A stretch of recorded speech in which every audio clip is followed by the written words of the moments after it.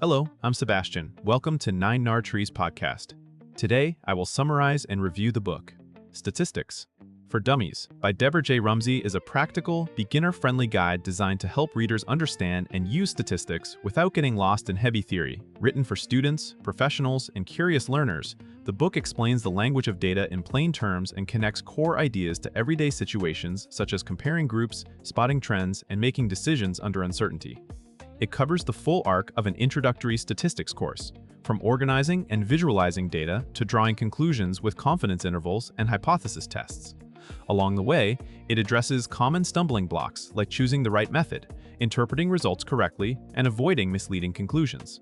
The tone and structure aim to reduce anxiety and build competence through step-by-step explanations and worked examples.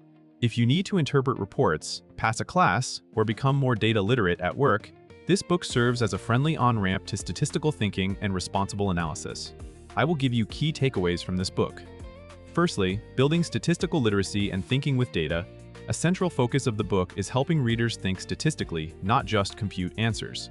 It clarifies what statistics is for, describing what data shows, explaining patterns, and making cautious inferences about a larger population based on a sample.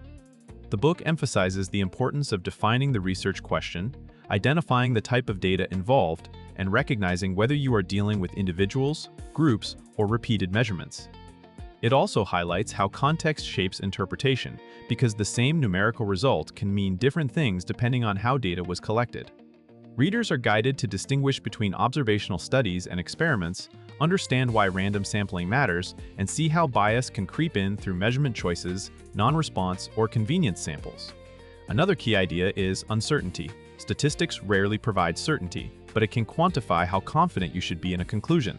By framing statistics as a toolkit for reasoning rather than a set of formulas, the book helps readers become more critical consumers of surveys, news graphics, and workplace dashboards.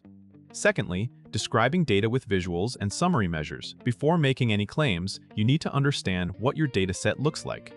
The book walks through common ways to summarize and visualize data, showing how graphs and descriptive statistics reveal structure at a glance. It explains how to choose appropriate displays, such as bar charts for categorical data and histograms or box plots for quantitative data. You learn what to look for in a distribution, including center, spread, shape, and unusual points that may signal errors or important subgroups. On the numerical side, the book covers measures of central tendency, like mean and median, and explains when each is more appropriate, especially in the presence of skew or outliers. It also introduces variability using range, interquartile range, variance, and standard deviation, connecting these concepts to real interpretations like typical distance from the average. The topic also addresses percentiles and z-scores so readers can compare values across scales. Taken together, these tools form the descriptive foundation that makes later inference more reliable and less prone to misinterpretation. Thirdly, probability fundamentals and common distributions. Inference rests on probability, so the book provides a clear on-ramp to probability concepts without overwhelming jargon. It explains events, outcomes, and how probabilities combine, including complements and basic rules for unions and intersections. A recurring theme is independence and why it matters when you multiply probabilities or assess whether one event changes the likelihood of another. The book also introduces conditional probability and the logic behind interpreting information when new evidence arrives. From there, it connects probability to statistical models using well-known distributions that appear frequently in real problems. The normal distribution is treated as a workhorse for modeling measurement data and for understanding standardized scores, while the binomial distribution supports yes or no outcomes and counts of successes. The book typically links these distributions to practical decisions such as quality checks, survey results, and risk estimates. By learning when a distribution applies and what its parameters represent, readers gain a strong base for computing probabilities, approximating outcomes, and understanding why many statistical procedures work. Fourthly, estimating with confidence intervals and margin of error. A major step in statistics is moving from describing a sample to estimating an unknown population quantity. The book explains confidence intervals as a structured way to express uncertainty around estimates such as means, proportions, and differences between groups. It clarifies what a confidence level represents and, just as importantly, what it does not represent, helping readers avoid common misstatements. The relationship between sample size and precision is emphasized, showing why larger samples generally produce narrower intervals and more stable conclusions. The book also discusses how variability in the data affects the width of an interval, linking spread to uncertainty. Practical guidance is provided on selecting the appropriate interval method based on the situation and assumptions, such as whether the sampling distribution is approximately normal or whether alternative approaches are needed. Readers also learn how to interpret margin of error in everyday terms and how interval estimates support decision-making, for example when comparing performance, estimating rates, or assessing whether a difference is meaningful in the real world. Lastly, hypothesis testing, significance, and avoiding common traps. The book introduces hypothesis testing as a formal process for evaluating claims, such as whether a new method improves results or whether two groups differ. It explains how to state null and alternative hypotheses, select a test statistic, and interpret a p-value in plain language.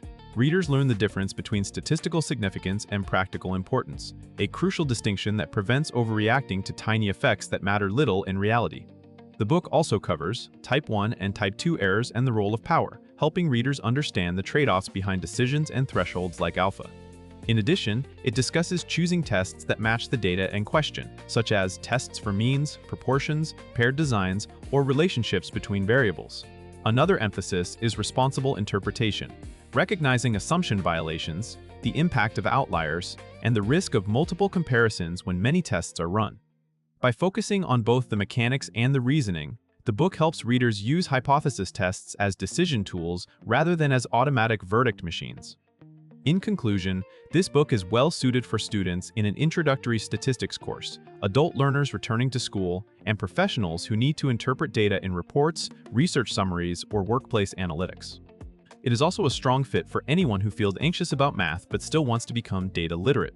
The main benefit is confidence. Readers learn how to organize data, choose appropriate methods, and interpret results with an understanding of uncertainty rather than relying on guesswork or misreading charts. That skill translates directly into better decisions, whether you are evaluating a study, comparing options, or communicating findings to others. Compared with many similar statistics primers, this title stands out for its approachable language, practical orientation, and step-by-step structure that mirrors how people actually learn: concept first, then method, then interpretation. It does not try to impress with advanced theory, but instead focuses on the core tools most readers repeatedly need, from descriptive summaries to confidence intervals and hypothesis tests. For the price, it offers a broad, usable foundation that can support both academic success and everyday critical thinking. If you would like to support Deborah J. Rumsey, you can buy the book through the Amazon link I've provided in the podcast description. After reading the book, please let me know what you think and share your thoughts. See you around.